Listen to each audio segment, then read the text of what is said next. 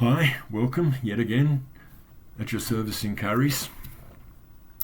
Now, this is, I hope, the final session of the series that I'm doing today. I did not intend doing any messages today, let alone a series of messages today, but I find that this is what happens quite often with what God has been doing with me lately. God will put some concept on my heart and I'll just start talking about it, and it's like, great, half an hour's gone and I hope I've covered it, and I turn off the camera and then I find that I've got more to say, another half hour, more to say, another half hour, more to say, 4 hours later, it's like, right, here's my 8th session of the day, 8th half-hour session. Yeah. Okay, so I was just talking about why I don't see Christians that are stepping up to their call. And I don't. Here I am talking about things that, if you've been watching my other messages, you would have found stuff that'll be new to you. I'm very confident there's stuff that's new to you because I've never come across anyone that's ever preached some of the things that I've preached about. Not necessarily this message or any particular message before.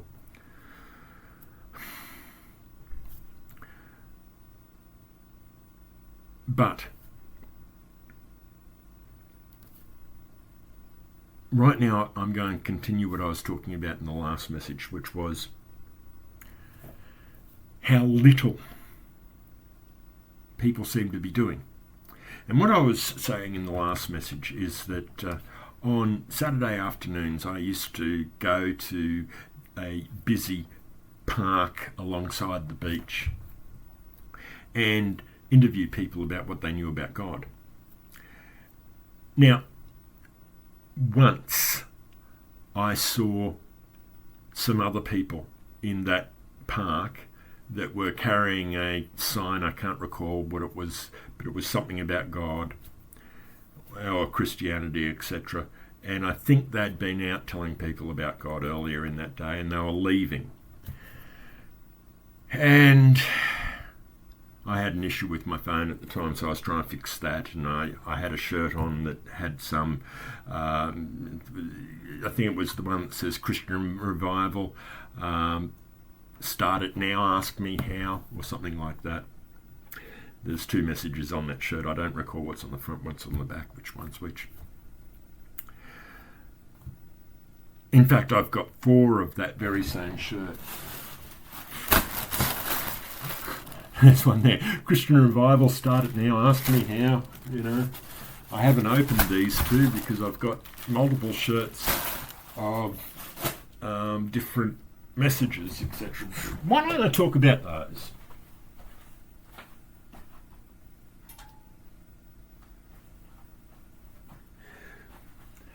Here's a different one. I'm happier each day, ask me how. Talking with me could change your life. Okay, so let's talk about the shirts. It's not where I was going to head with this, so let's wrap up what I was going to head with this first, because that might be another half hour into this series today. I might be talking for quite a while yet. So, firstly, I've seen, there was probably 4 of them. 3 walking with one sign, and then 5 minutes later somebody else walked with a different sign about God. And I went to that park maybe 6 times afterwards and interviewed people 5 times and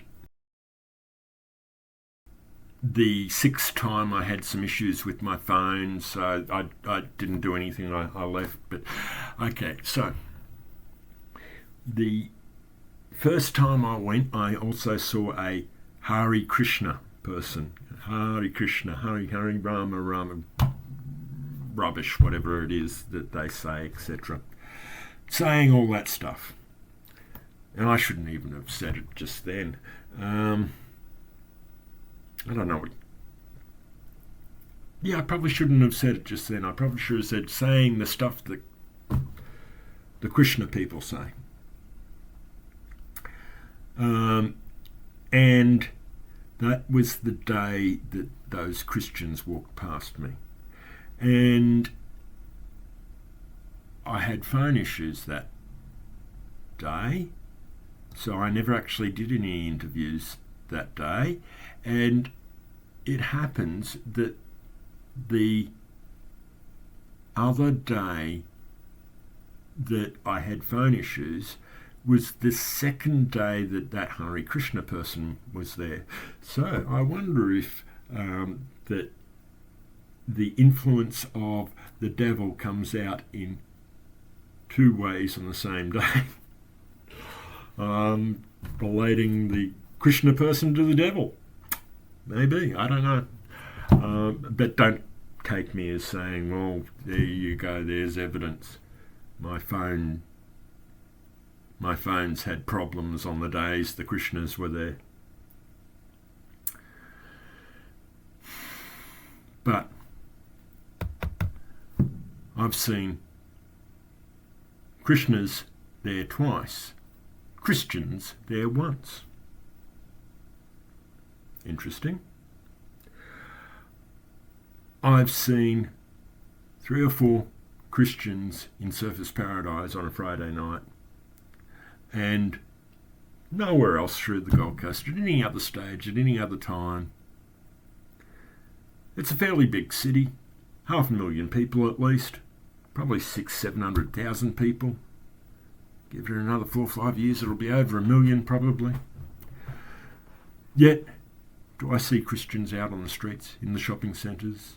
Anyone holding a sign? Anyone wearing a Christian shirt? And the shirt I'm wearing is back from my worldly days. And by the way, if you ever notice this, it's just an old shirt that I wear. Just as an example, it's like, I don't care, this has got bleach stains on it, etc. You should be able to see that, but that's actually not dirt or anything. That's an old bleach stain. So this is just an old cleaning shirt. I don't wear good shirts to sit here and do messages. In fact, I didn't even intend messages today. But so my point is that I walk around the city and I don't see people talking about God. I try to. I don't do it enough. That's why I've got these shirts, and I've created those shirts myself, and I'll get to why in a moment. So, if you see this on me, it's just because it's what I used to do in the world when I was in the world. I used to play poker.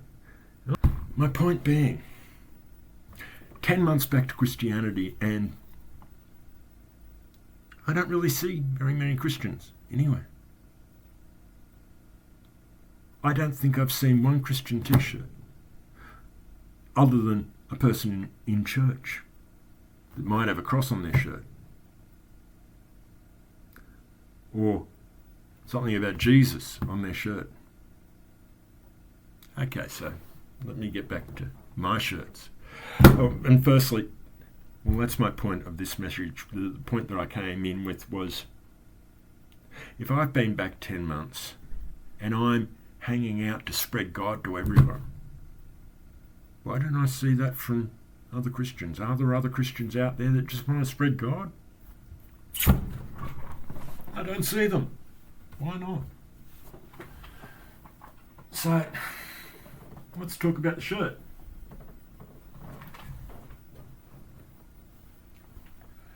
Let's start with the back. Talking with me could change your life.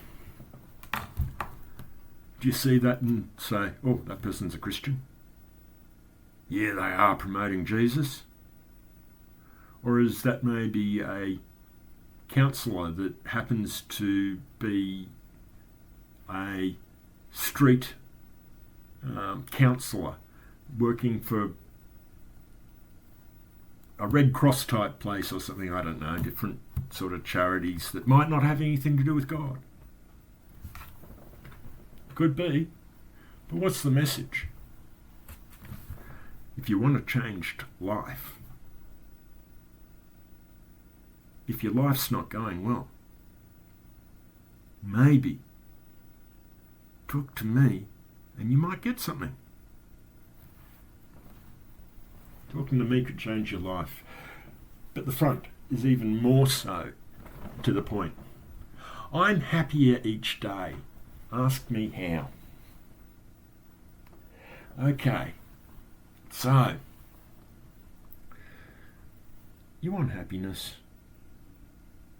I've got the key. If your life is not going well, I can help you find happiness in life. If you've been having trouble at home, I can help you find a way to deal with that trouble. I'm not going to say the trouble will disappear. I'm not going to say that everybody's going to suddenly love you. No. But if you get God in your life, you gain love, joy, peace, patience, kindness, goodness, faithfulness, gentleness, and self-control, the fruits of the Spirit. So, the quick version of that is, if you learn about God's love and you learn to be the love in your family, and your family is full of hate and trouble, then when you become love, they might start treating you differently and more loving towards you because you're not treating them with hate anymore. So, firstly, your attitude will change and you'll be good. Not necessarily as a good person, but you'll be happier. And they might see that and go, hey, I want that too. Or, hey, you seem to be nice to me, I'll start being nice to you. Your environment is likely to change, but not guaranteed, if you change. So if you gain what God gives, and they are the fruits of the Spirit, Jesus spoke about fruits and trees and harvests an awful lot. The sower of the seed was a parable. Look into the fields, they're white for harvest, yet the workers are few, was another thing that he said. Can figs grow from thorns? And something like that was another thing that he said. We know them by their fruit is another thing that he said. And Paul said the fruits of the Spirit are, so relating to all those things: love, joy, peace, patience, kindness, goodness, faithfulness, gentleness, and self-control. So they're the good fruits that come from having your life rooted in God, in the fertile soil of God. Your life flows to give out the love, joy, peace, because fruits is what the tree gives, produces. It's the product of having a life in God. So, if you then gain the product of having a life in God of love, joy, peace, etc., then you have peace even when there's turmoil around you. You have joy even when there's sadness around you. You have love even in an environment of hate. You're the loving one. You're the joyful one amongst the sadness. You're the peaceful one amongst the anxiety, etc. It doesn't mean that those around you will have love, joy, peace, patience. It's no. God says that you will have that fruit, not them. Christianity is not expecting them to react to you that way. But if you have love instead of hate, peace instead of anxiety, joy instead of sadness, etc., then you will be happier each day. All you need is God in your life. Are you happier each day? Wasn't where I was going to go to with this message, but wherever I get led, I get led. So that's now the message. So firstly, are you happier each day? But firstly, do I walk around with the message saying, you need Jesus? People aren't looking for Jesus. People don't walk down the street going, oh, I wish I had Jesus. People aren't walking down the street thinking, I wish I saw somebody with a cross on them because I need someone to tell me about Jesus. They're walking down the street saying, I wish I was happier. I wish there was some answer to my problems. I wish there was love in my life. I'm happier each day. Ask me how. I'm approaching what their needs are, what they want in life. I'm not trying to push Jesus on them. It just happens that God's going to be the answer that brings them that.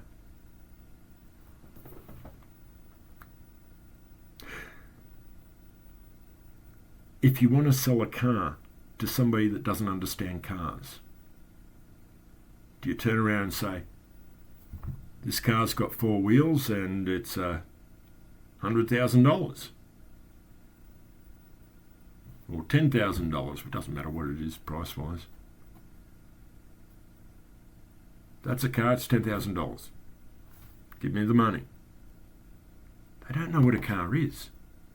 Or they think a car is something that you have to register and you have to pay for petrol and you have to wash all the time and it's just such a hassle. It's not going to help them in their life, it's just going to be an expense.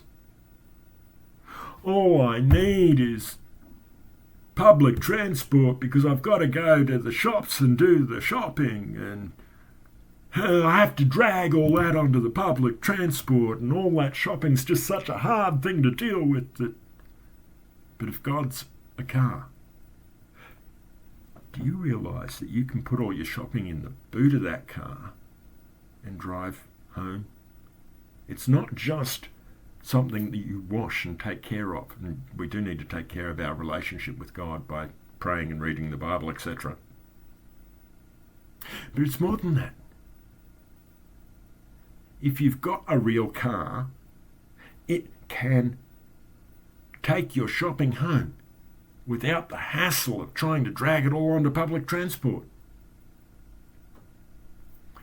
And the cost of public transport's not really different to the cost of paying petrol and registration, etc. It's just different the way it goes about. You pay registration once a year and you pay for petrol when you need it. You don't pay it every time you get into your car. Like every time you get into a bus. I'm happier each day. Ask me how. The message I deliver is, what are your needs? And how can God bring you what you want in life? Because you don't understand God. A shirt with Jesus, you need Jesus on it. People look at that and go, yeah, sure. I don't need the car and the registration and the petrol costs, etc. My life's hard enough trying to get the shopping into the bus.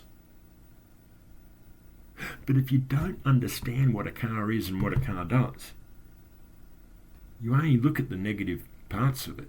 If you don't understand God and the life of God and a life in God, you only look at the, oh, here's somebody believing a lie, or whatever it might be that you think you know. But you don't know. How can you know what driving a car is like if you've only ever looked at them from the outside, from your public transport, from your bus, from your train? And you've never been in a car, so you don't know what it is, how it works, or the joys of driving it down a racetrack at 300 kilometres an hour or 200 miles an hour.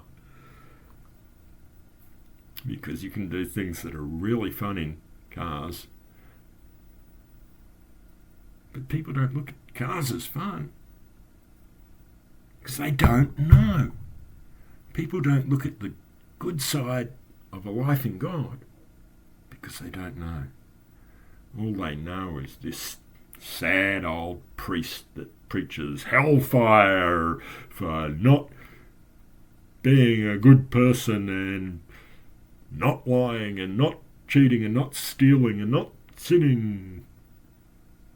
And people think, well, I can not lie and not cheat and not steal without the hellfire message anyway, so I'm good anyway, so God's going to take care of me because God takes care of good people. But God hasn't been taking care of me because my life has been horrible, so therefore there isn't a God. Well, hang on. It's like saying, well, cars don't work because I've never been in one. If we're relating the example of a car as to God.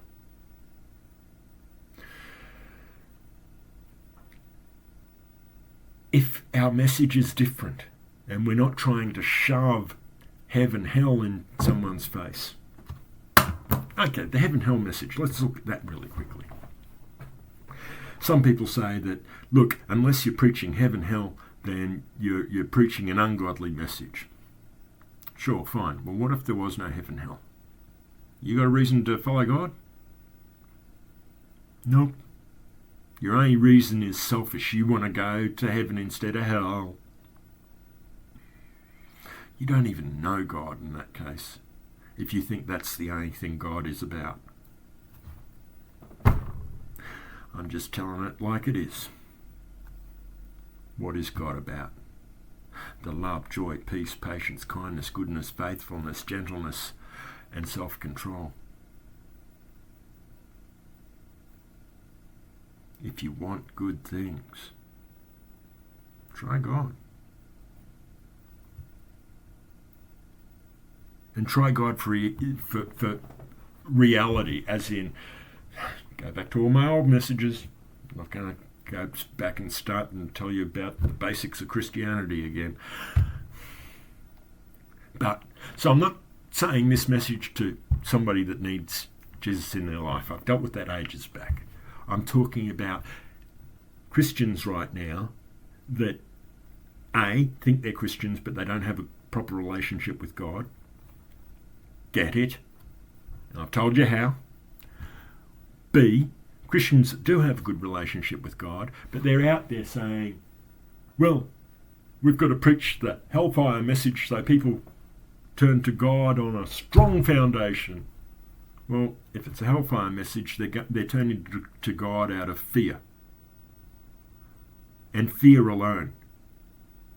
Selfishness. Because they don't want to go to hell. Selfishness, me. It's all about me.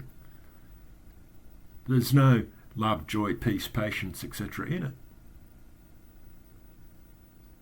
And we are to have the fruits of hellfire messages. That tree rooted in the ground of God is to produce a fruit of hellfire messages. No. A fruit of love, joy, peace, patience, kindness, goodness, faithfulness, gentleness, and self-control. I hope you're starting to see the difference. Okay, so what's the message I give? Life can be another level of good. I can show you how to get that You just need God in your life. I'm not going to try and push Jesus. I'm not going to try and put a message on my shirt saying, turn to God because you're going to hell. I'll let all those people that think they're changing the world for God present that message. I really think that God wants to present the fruitful side, those good fruits of the Spirit, which, if you don't have those good fruits of the Spirit, maybe you haven't become a Christian in the first place. If you haven't become and not got around you, but become the love, become the joy, become the peace, become the patience, become the goodness. If you're not the good person, for example, then maybe you haven't got God in your life. I'm going to say more than maybe. Because, as I've said before, that's what grace is. God turning you from sin to godliness. I've said it in many different ways, many different facets of the diamond. And now, well, what's your message? My message is, I'm happier each day. Ask me how. Because, seriously, I just learn so much every day. I'm just going, my mind is just getting blown out by God. Boom. I am at awe. And it's wonderful. It really is. But you've got no idea of what I'm talking about until you get God in your life. And when you get God in your life, you'll understand. And if you don't understand, I think you probably still haven't got God in your life. Do you want to understand? Do you want God in your life? Even if you call yourself a Christian now, then have you got that kind of understanding? Because God brings it, not a problem. I'm just a simple 10-month-old Christian. What about those people that have been in Christianity for years? They should know it far better than me. And that's where another thing I was getting to. Seriously, I'm just a baby Christian. It's like, I'm not saying I'm wonderful. I'm saying, why is it that I am not seeing amazing, mind-blowing things from all the others out there?